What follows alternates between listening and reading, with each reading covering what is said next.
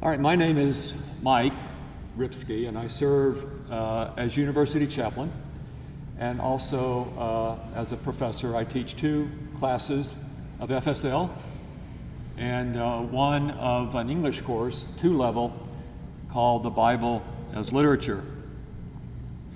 I've entitled my chat, A White Man's Lament Over the Tenacity of Racism.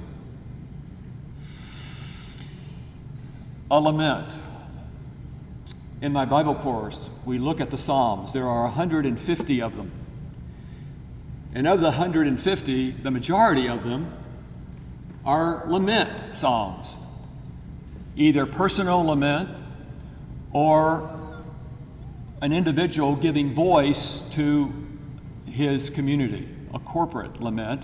And basically, a lament is an expression of pain, of sorrow, of grief, of loss, of trauma that one needs for oneself or for one's group, God to respond to and provide relief, provide healing.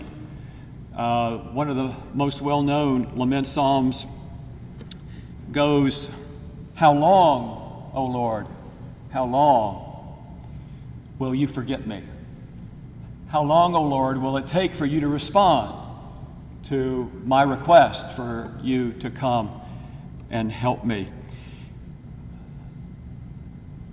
I'm 71 years old, just had a birthday, which means I'm a baby boomer. And as you all can see, I'm a white male baby boomer. I was raised in the South. I grew up in Shelby County. I had grandparents who lived in Memphis. I lived in Millington, which is just north. It used to be a naval air station. My father worked on the base. In fact, he and my mother met when he was stationed there as a sailor, and my mother was there working as a secretary where he was located. When he was discharged, they moved back so that he could work as a civilian employee on the base. I'm a retired United Methodist pastor of 40 years. When I retired, I spent my first year in retirement as an adjunct professor here, and then the next year, President Stum created the part-time university chaplain position, which he asked me to fill along with teaching. So that explains my being here. I'm a husband, a father, a grandfather, an alumnus of a school in Memphis. When I went to it, it was called Southwestern at Memphis. Now it's called Rhodes College. And also Emory University's Candler School of Theology, where I went for my ministerial education. The theme for the Chapel Chats is everyone has a story. This is mine. And as I look at my story of 71 years now, I can't deny that the motif, the theme of racism has been a constant for me. For whatever reason, and I've tried to search myself to figure out why that has mattered to me. Why racism, which affects both those who are the ones harmed by it as well as those who are doing the harming, affects everyone. And God made me an empath, which means I feel what other people feel, and it's really hard for me not to. And so I have felt my whole life others' distress, others' pain, others' grief and sorrow. I guess that was one of the things that made me a pastor, one of the contributing factors. I do believe, in my tradition, the Apostle Paul in the New Testament refers to the church being like a body, a human body. And he says that all the parts are necessary, regardless of their function. And when one part hurts, the whole body hurts. And I believe that wherever there is racism hurting someone, then the whole body is hurting as well. During the past summer, I went back through some old files of mine and pulled out different parts of my life, put those together in 2 bound scrapbooks for my son and daughter. And what I found in some of those files were yellowed reports from my college newspaper. And this would have been the headlines of this particular college newspaper, the headlines of April the 2nd, 1968. It was a special edition of my campus's newspaper. And here are some of the titles. Again, remember, this was in Memphis, Tennessee in 1968. Some of the titles were Memphis's Riot, Blast, Racial Calm. Another title, Hate, Fear, Spawn Bedlam. Marches mass in temple as police squad lobs gas. 2 days later, Martin Luther King Jr. would be assassinated not far from my campus. Now, over 50 years have passed. I was where you are now. I was a freshman in 1968. I was where you are now. 50 years have passed, and the newspaper headlines haven't changed a whole lot. Why?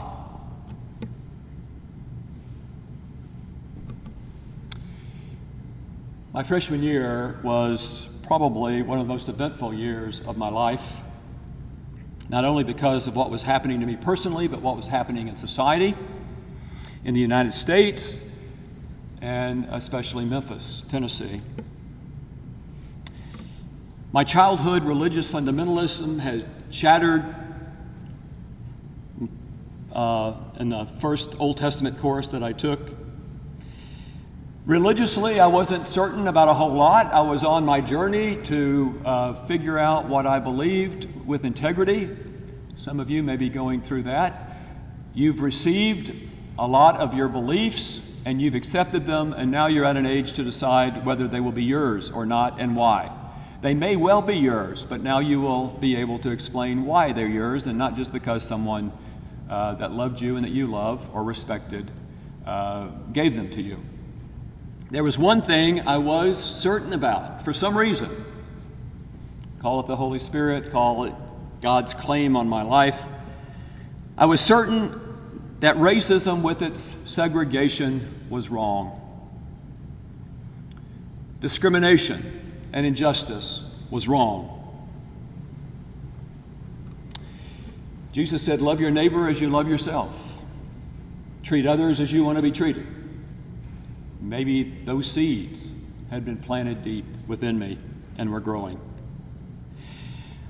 What Jesus had confirmed, I knew as well as I could know anything, that was true. As a young boy, I don't know if any of you were here for Dr. Rip Patton's talk last week, but he began his story with the story of being a child and having a white neighbor across the street that he played with. I related to that story because my story with regard to race begins with my playing with an African American boy at the place where my mother worked. His father was a janitor. My mother was, I guess you would call a receptionist. It was just off the Naval Air Station in Millington. And he and I both were about elementary age. And I'll always remember him teaching me to use what you had available to you. And what we had available to us were the filters off of cigarettes, straight pins that I guess came out of laundry that the sailors had, and feathers from birds that maybe cats had eaten.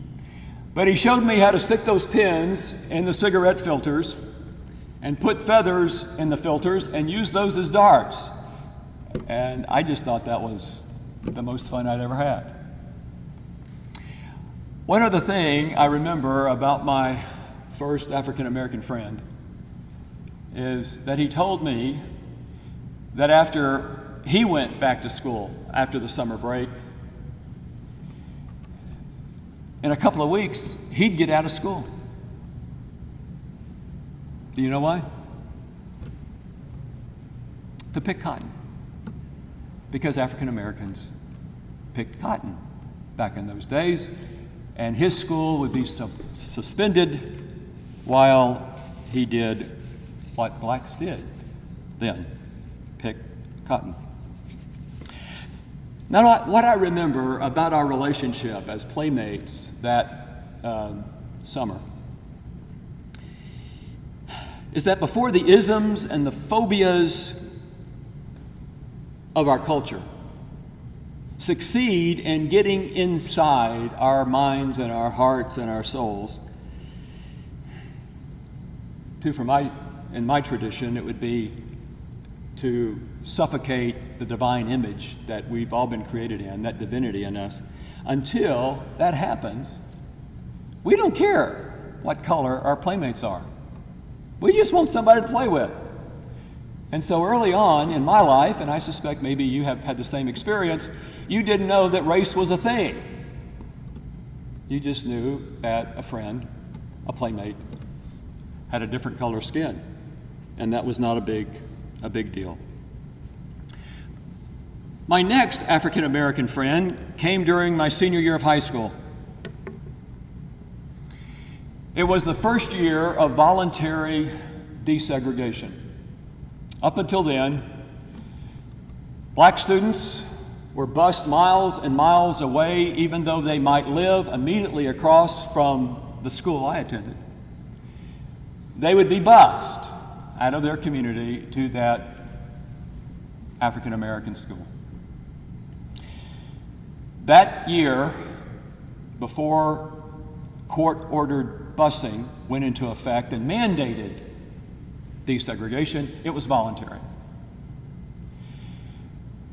I was a senior on the basketball team, and David, who was a sophomore, came out for basketball, and he and I became friends.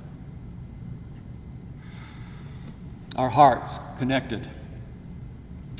And again, at that point in my life, his color didn't make that big a deal, and I also had some empathy for the fact that he was a minority on a majority white team.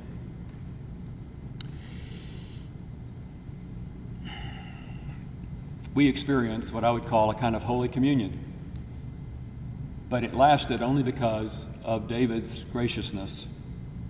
One day in practice, he and I had partnered up, and if you know anything about basketball, if you're doing one-on-one, your goal is to keep the one with the ball from scoring. And he gave me a fake, and I went with it, and he drove right past me and scored. And I called him the N-word and immediately felt bad and apologized, and he forgave me. But I realized then just how deep racism goes, even when you're trying not to allow that to motivate you. It is still there. Now, David forgave me, as I said. He would grow several more inches. At the time, I was taller than he was. He would grow several more inches and become an honorable mention All-American basketball player at Christian Brothers University in Memphis. Back to my college freshman year. Again, I was where you are over 50 years ago. When a couple seniors invited me to go with them to Memphis sanitation strike mass meetings, I went. Often we were the only whites. Most of the time those meetings were held in churches to provide support for the sanitation workers and the black community. They were striking for better working conditions and higher pay. One Saturday, when several of us students went to the First Baptist Church in Memphis to hand out leaflets asking the church members to contact Mayor Loeb to encourage him to work out a settlement that was fair and just, the church members asked us to leave the premises. I left voluntarily. The other student that was with me refused to leave voluntarily, and the church members actually picked him up and carried him off the church grounds to the sidewalk. One Saturday morning, when some students decided to go downtown and picket, carry signs and picket, I went and carried a sign. We would make a loop in front of the Schoenberg department store in downtown Memphis. And every time we'd make that loop, and I'd head down facing the main part of town, I was scared to death that somebody from my hometown would recognize me and go and tell my parents, who didn't know what I was doing at the time.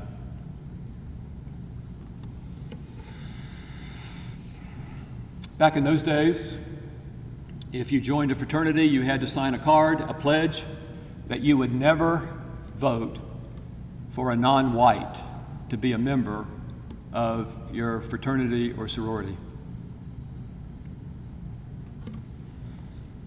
I eventually de-pledged. That was part of the reason. But that pledge class year, the president of the ATO fraternity refused to accept, back then it was called the blackball. Any one member could blackball a potential member for any reason they wanted to. This particular member of the fraternity made it known that he was blackballing Larry Woodard because he was black. He was African American. Well, that kind of hit the fan. All hell broke loose, or as I like to say, all heaven broke loose. And eventually, the administration told all the Greek organizations on campus if they were going to stay, they had to petition their headquarters to remove that racial exclusion pledge that everyone up to that point had to sign. Now, what's interesting is that the African American student that was blackballed, Larry Woodard, would go on to be a world-famous singer and pianist. He was one of the most talented people I ever knew. He actually sang and played for presidents and prime ministers in the White House. And because of the color of his skin, that fraternity didn't want him being a member. Can you see how absurd racism can be when we let the color of somebody's skin deny us gifts that we might not ever receive any other way except through them? One Sunday morning, a couple of, again, seniors invited me to go to church with them to Centenary United Methodist Church in Memphis, where Reverend James Lawson at the time was the pastor. Now, I didn't know who he was. To be honest, in those days, I was very naive and didn't know a lot of anything about anybody. I suspect that at one of the mass meetings that I attended, Martin Luther King spoke, but I don't really know for sure. Somebody important spoke. We went to hear Dr. James Lawson, and later I would learn about him that he was kicked out of the Vanderbilt Divinity School for teaching nonviolent protest to those who would integrate, desegregate the lunch counters in Nashville, Tennessee. And because of his work, he had spent time with Gandhi learning his nonviolence. methods, he was kicked out of the divinity school. Now, since I've been in the Nashville area, his retirement, he has been invited back to teach, and the university has, in fact, tried to make amends for what they did in those days. If any of you watched the funeral service for Congressman John Lewis, Reverend Lawson was one of the preachers at that funeral service. My father did find out what I was doing, and he accused me of being a communist. In fact, he said he knew which communist professors at the school had gotten a hold of me and brainwashed me.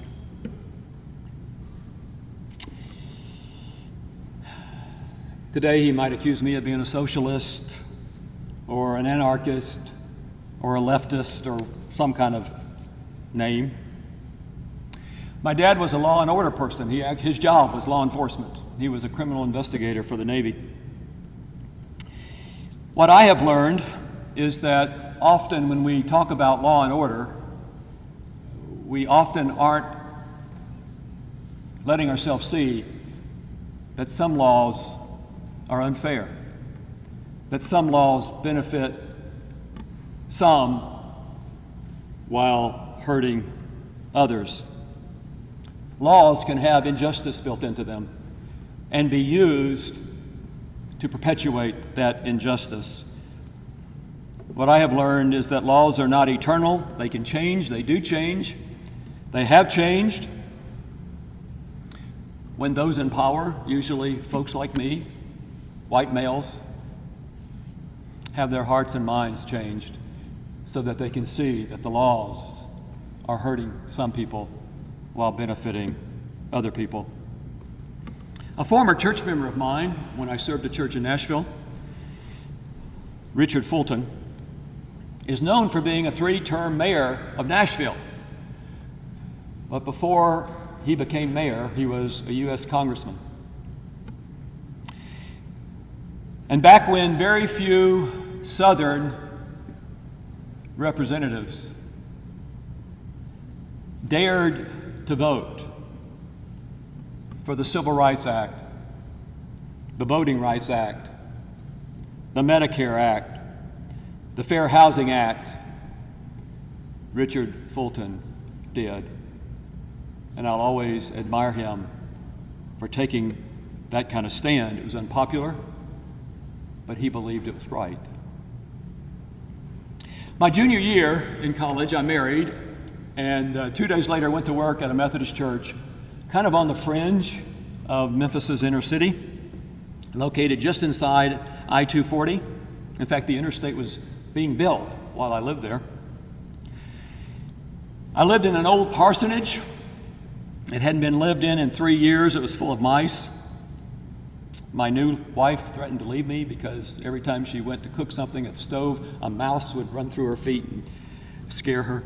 I was hired at that church to use a gym that was sitting vacant. It had been built because its younger families had moved to the suburbs. And when they moved, they took their youth with them. And youth normally are the ones playing sports using gyms. And so I was hired to revive the youth ministry of that church. Well, those who hired me, who were white, I'm sure, had the vision that the youth I would be working with would be white, but there weren't any white youth in the community. There were just maybe 1 or 2. All the other youth were African American. I'll always remember, I coached basketball teams. I also coached baseball teams. I coached a boys' baseball team, Little League baseball team. I had a Rambler American. Anybody ever know what a Rambler American is? It was an old car, kind of boxy. But I could get an entire boys' baseball team.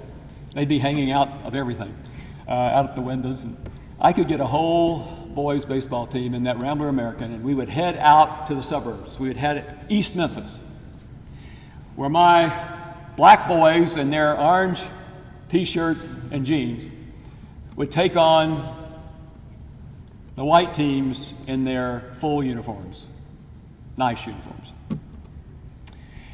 And most of the time beat them. But it was the first encounter, I think, some of the white boys, baseball players, had to ever encounter black boys their age. And it was so much fun watching them have fun with each other. They'd make fun of each other like kids do. And in the end, it didn't matter who won because they just had a lot of fun together.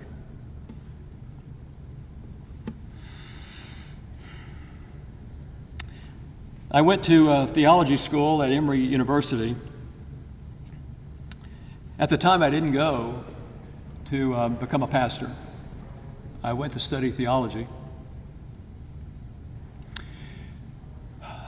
The third year, the school had the opportunity to participate in what was called Project Understanding. It was funded by a foundation, and the idea was to put pairs of seminary students, theology school students, into ecumenical clusters of white churches to deal with racism. Golly, talk about being idealistic. Well, that sounded like something I should do, and so I applied and was accepted. My partner and I were assigned to 3 churches in downtown Atlanta. The Catholic Church was right across from the entrance to underground Atlanta. The Presbyterian Church was right across the street from the state capitol. The Methodist Church was down the street toward the old baseball and football stadium. Now, I don't know how much we accomplished. People knew we were there, and they knew what we were there for. So maybe that began to get people talking and thinking about what it is to be involved in trying to overcome racism. But what I learned personally was that as much as a white person can do, there's only so much we can understand about those who suffer from racism. And something else I became aware of is I have benefited from systemic racism. That's the racism that we're unconscious of, but which is at work in the systems that we just take for granted. For example, as a Methodist minister, I have been appointed to churches that I know would not accept an African American pastor. Or for that matter, a few years ago, a woman as a pastor. You know, I had grown up as a child with white water fountains, colored water fountains, whites being able to sit at the bottom of the theater while the blacks sat up in the balcony. When I would go to my family practice doctor, I would sit in the big, nice waiting room. There would be a real tiny little waiting room in the back for African American people. And as I said, I grew up with separated schools. I knew about that kind of racism, but I was only beginning to see how the racism, which is so covert, how it can affect a black man or a black woman. This is just a nice story. When I finished Project Understanding, I did a summer's clinical as a hospital chaplain at Grady Hospital. Grady is the big welfare hospital in Atlanta. And those of us who were doing internships that summer, we would cover the weekends. We would sleep a night in the hospital and be on call. I had been on call Friday night, and I turned it over to my best friend Chuck, who would spend Saturday night there and be there Sunday morning. On the Sunday morning, that he was on call.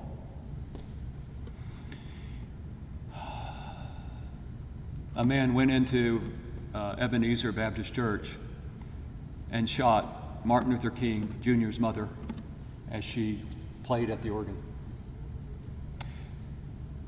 This Grady had the trauma center, and so they brought her, and the family accompanied her to the trauma center there at Grady Hospital. And Chuck would later say, I was there to be their minister. I was there to take care of them as they experienced another tragic loss in their family. He said, but these folks were so strong, they took care of me. I was the one having such a hard time with what had happened. And they were too. But they took care of me as well as each other. My first church was a church in the Whitehaven area of Memphis. I don't know if anybody from Memphis? Anybody know Shelby County? You know Whitehaven? When I went there, and I was told it was named after a Mr. White, not because it was a haven for whites, although I think at one time it probably was. When I went there, that area was in racial transition. The next community over, Elvis Presley Boulevard, because Elvis Presley's house Graceland was on that street.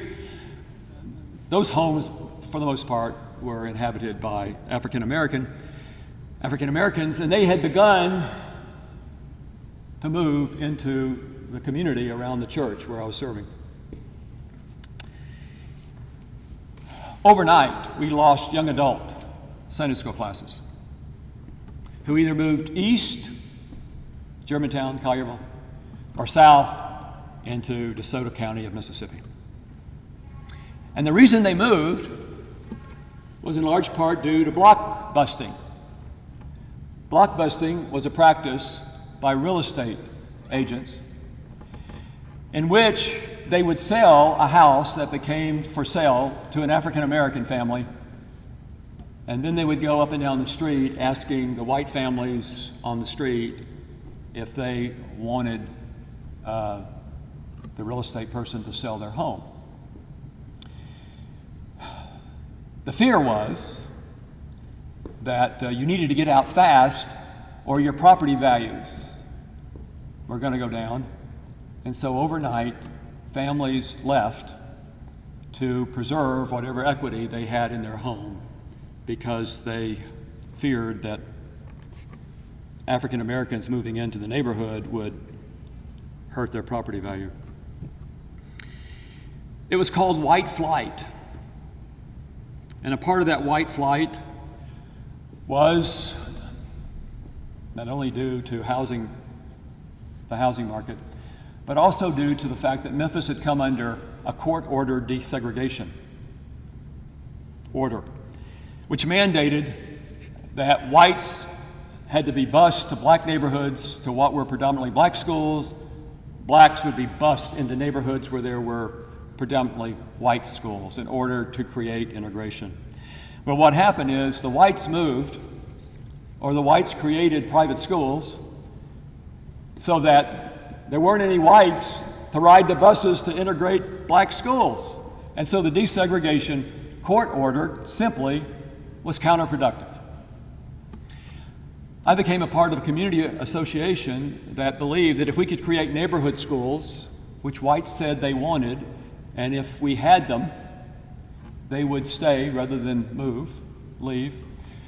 I became a part of a committee to study the desegregation court order, which was being counterproductive. The only students riding buses to black schools were black students.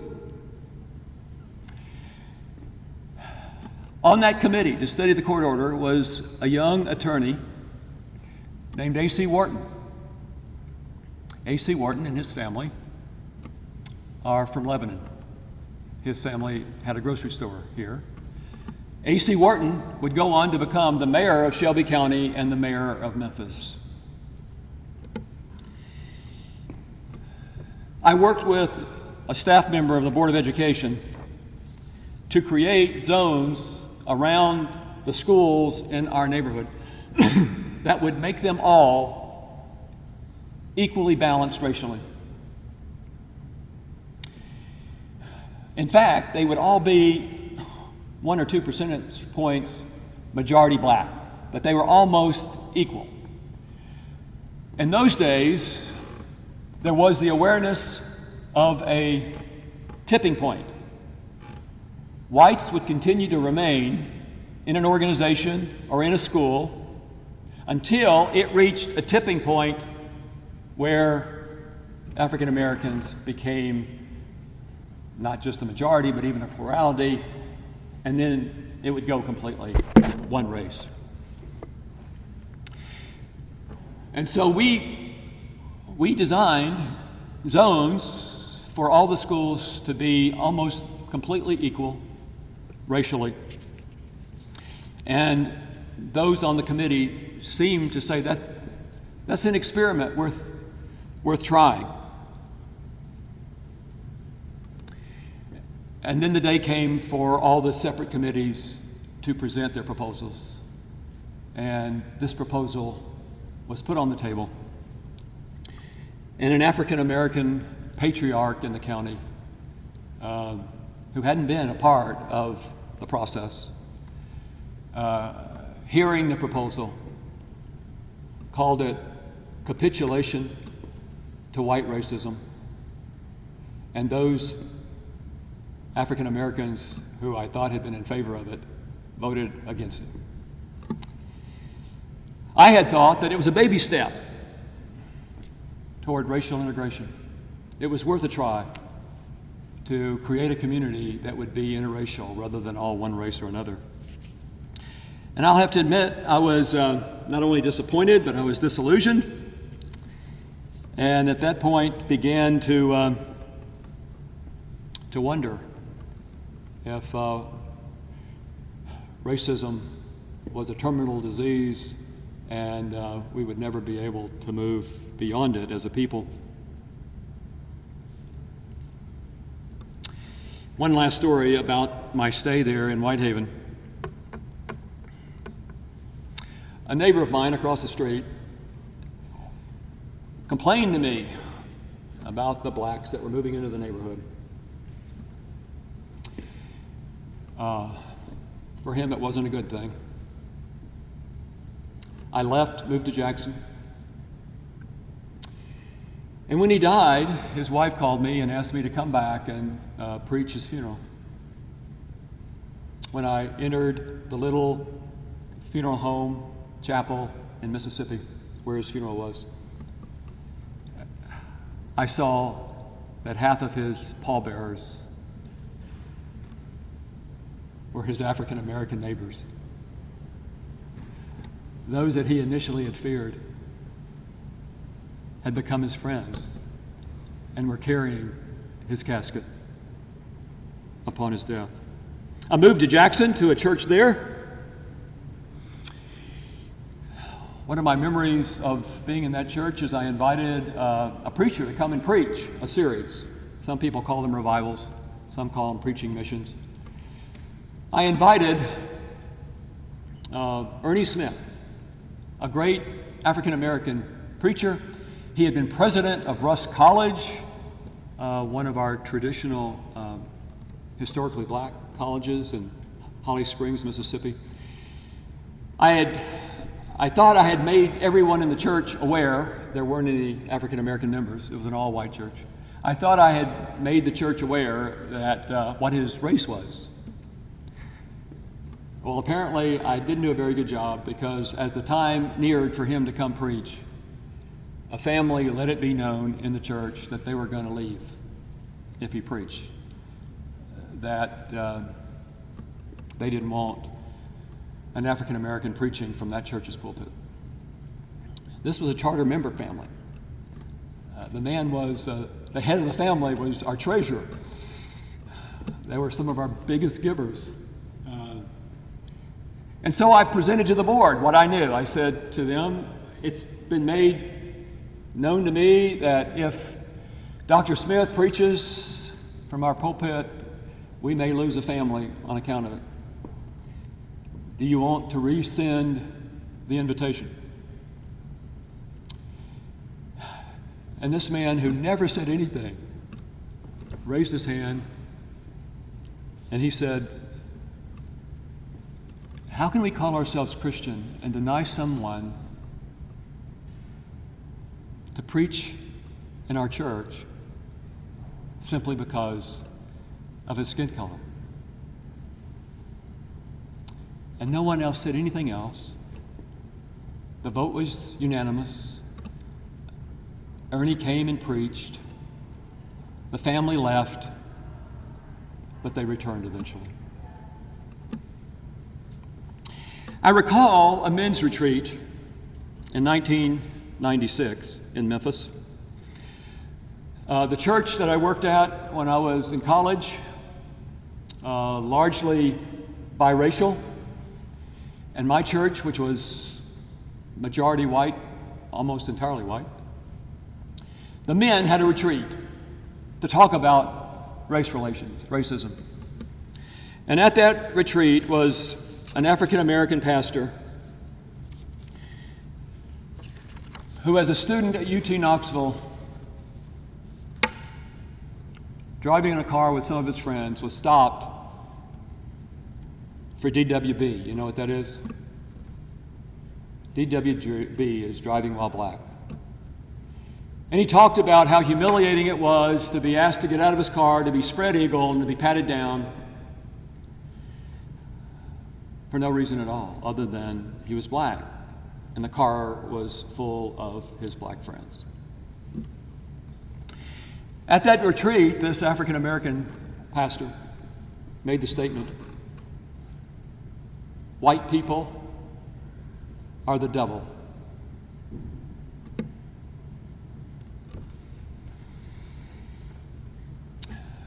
In my Bible class, one of the assignments is to write lament songs. Again, I invite my students to express, put words to a burden, to a wound, to a trauma that continues to weigh them down and suck their energy away.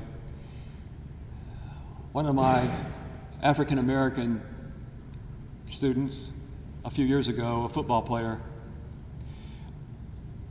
wrote a lament, and I said, will you share this with the class? And he described his experience of driving while black, being told to get out of the car for no reason at all, being asked to spread eagle so that his body could be patted down for whatever reason.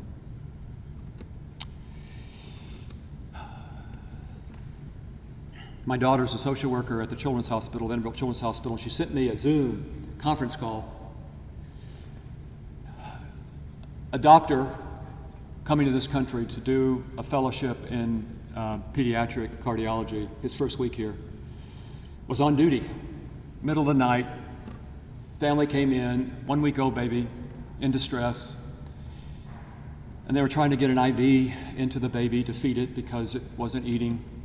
He went to find somebody to do that, and on the way was stopped by hospital security, who said they had received a call about a suspicious black man in a white coat. They stopped him, interviewed him. He eventually persuaded them he was supposed to be there, that he was a doctor. He had a name tag. But by the time he got to the family, they had left. And a couple days later, they returned, and the baby died. He's about to leave his fellowship. He's been here 4 years, and another doctor said it's time for him to tell his story before he goes back to his country. And so black and white doctors began to talk about systemic racism and overt racism. And what was interesting is one of the African American doctors who lives in Brentwood says, on the average of once or twice a year, I get stopped going to and from Brentwood. And I'm always glad I've got my white doctor's coat with my name tag on in the back seat so I can prove to them why I'm in a car at night. A neighbor of his, a white neighbor, around the corner, said, I've lived where I've lived for 19 years and I've never been stopped, going or coming.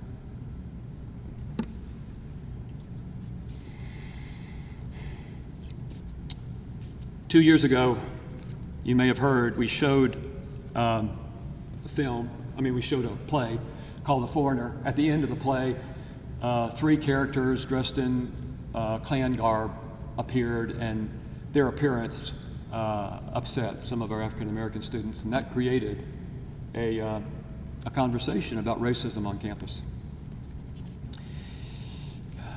I have felt that is a conversation that we have needed to have.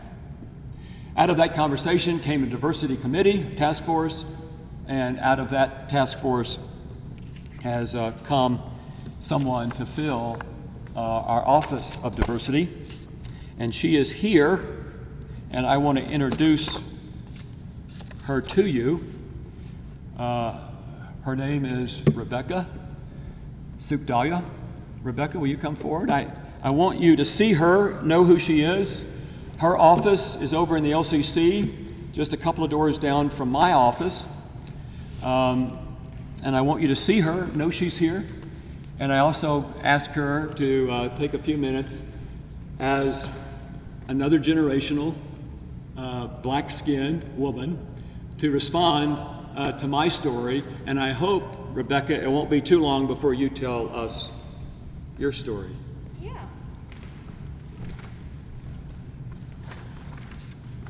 So hi everyone. Please let me know if you're having any type of trouble. Take your, if you don't mind. We're going to get far enough away. It won't pick you up if you don't take it. It's kind of be real close to the black line. Thank you. Okay. I'm a little short. Yeah, so my name is Rebecca, and if at any point you can't hear me or something is confusing, please feel free to do like a thumbs up or some sort of motion so I know what's going on. I guess in addition to just really kind of reflecting or giving my response to what the lovely Mike Ripsky was able to share with us today, I wanted to say also thank you all for being here. I know it is a requirement for your FSL and different things like that, but it is really nice to see students and community come out to learn and understand and to see what's going on. And time is very important for all of us, right? So thank you so much for coming out. So, my origins. I am of Guyanese descent. Guyana is a country in South America, and it is, despite being down there, it is an English-speaking country. We were taken over by the Dutch a long time ago, and then the English, but economically it's part of the Caribbean. And so that's a very interesting thing for some people to try to wrap their minds around that.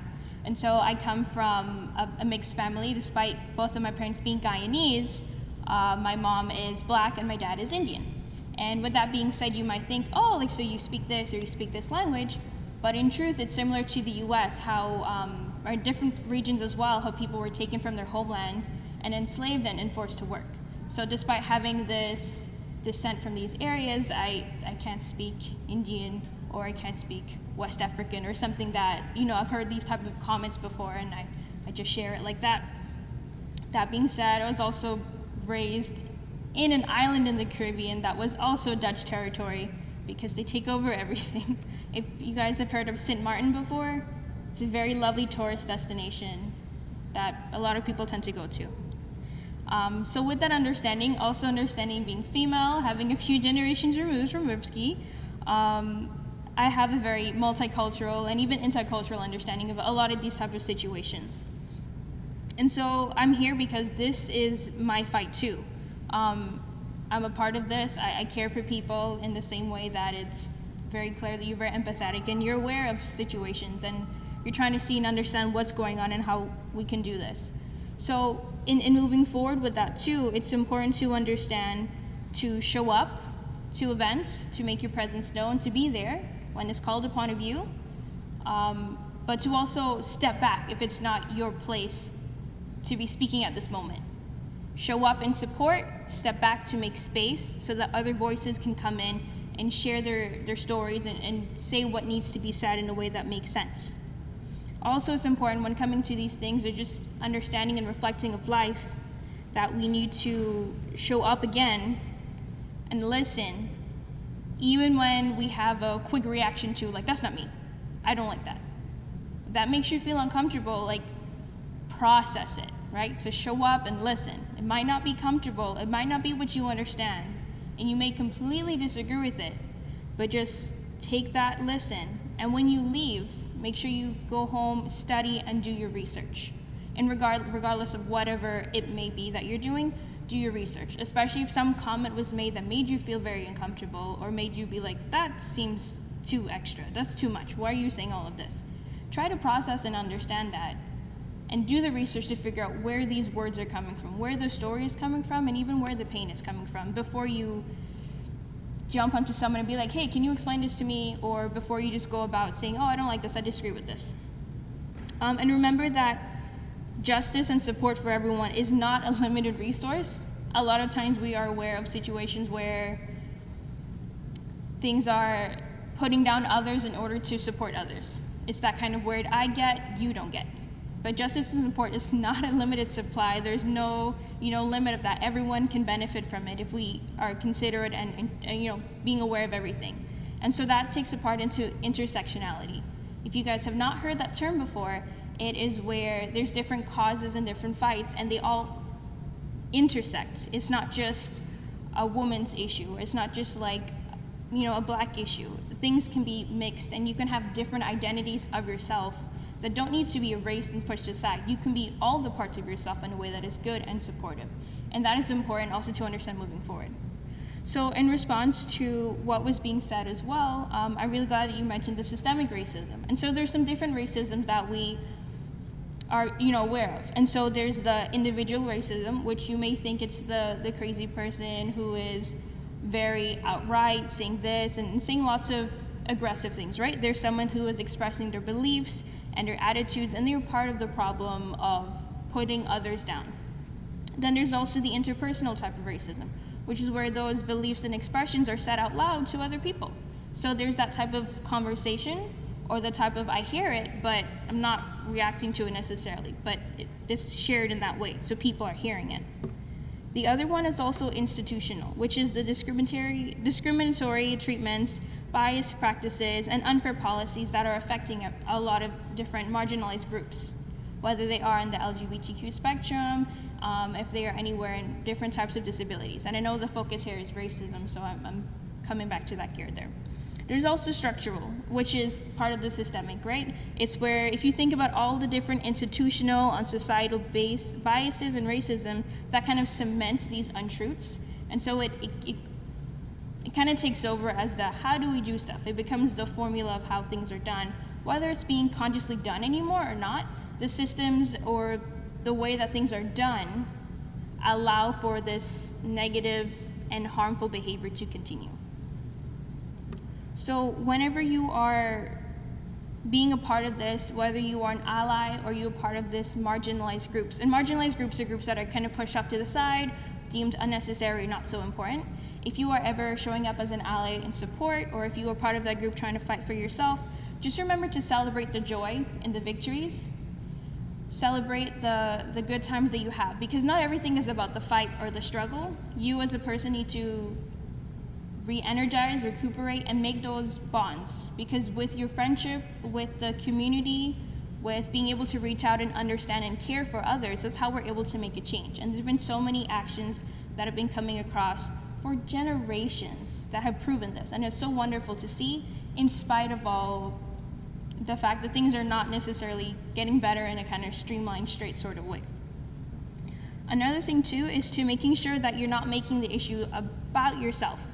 And maybe that sounds rude or sounds kind of uncomfortable too, but here's the idea. If something is going on and you realize that you are benefiting from a system that others have been like, no, this is actually really harmful to me, it's been hurtful to me, whether the reaction is like, well, that's your story, it's not my story, it dismisses it, you disregard the other person. If you hear about this and you're able to process and you come to understand it in the way, and you say, oh, I feel so bad about it, how could I have done this, and you kind of fall into this circle and cycle of what have I done, what have I become, what am I a part of, you are literally taking away the focus to be on yourself, to be like, I feel so bad. And this is important because in some spaces, you are really taking away time and taking away focus. So if you are in a community group and you guys are trying to discuss how can we benefit our community, how can we do better and do good by our BIPOC, right? So our Black, Indigenous, people of color.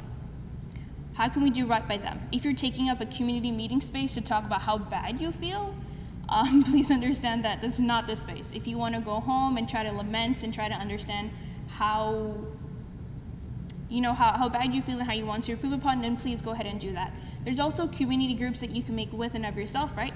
So if you are trying to also have these conversations with friends and family that maybe never understood or never showed support before, or if you are just having almost like a book club, but you guys are trying to discuss, like, hey, I heard this on the news, I'm reading this book and stuff.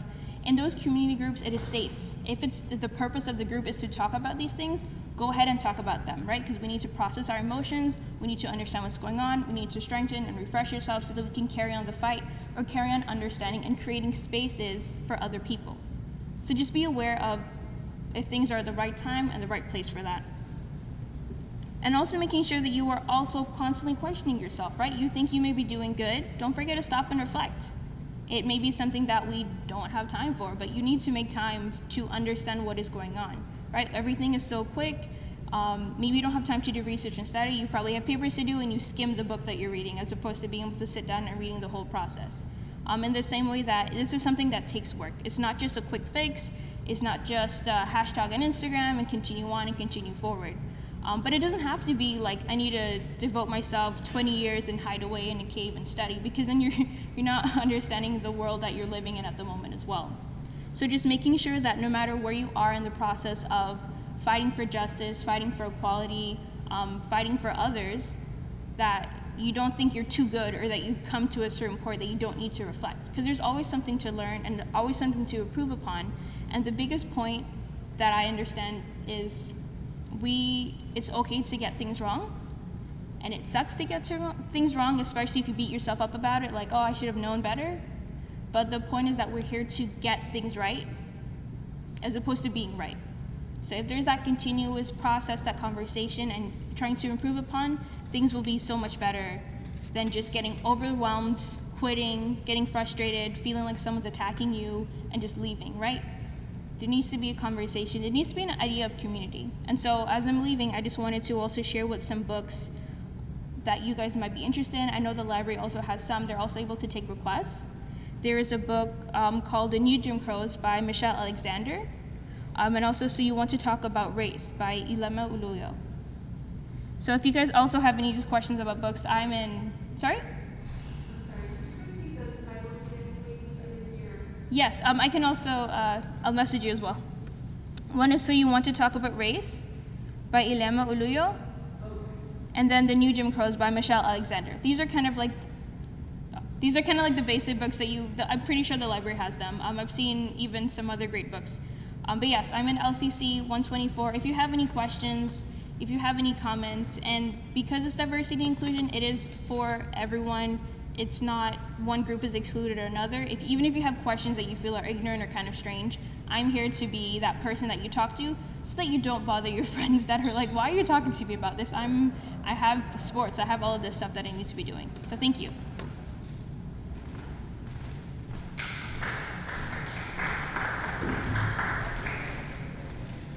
Just a final word. As I experience what's happening today and compare it to what happened when I was your age, back in the late 60s, things are different. It used to be largely a student, young adult movement for change, and now there are professional ball teams, corporations, there are institutions in our country that have said, yes, we need to be intentional about being just for all people. Thank you all again for coming. Appreciate your time. You're free to go to class or go to lunch. Thanks again.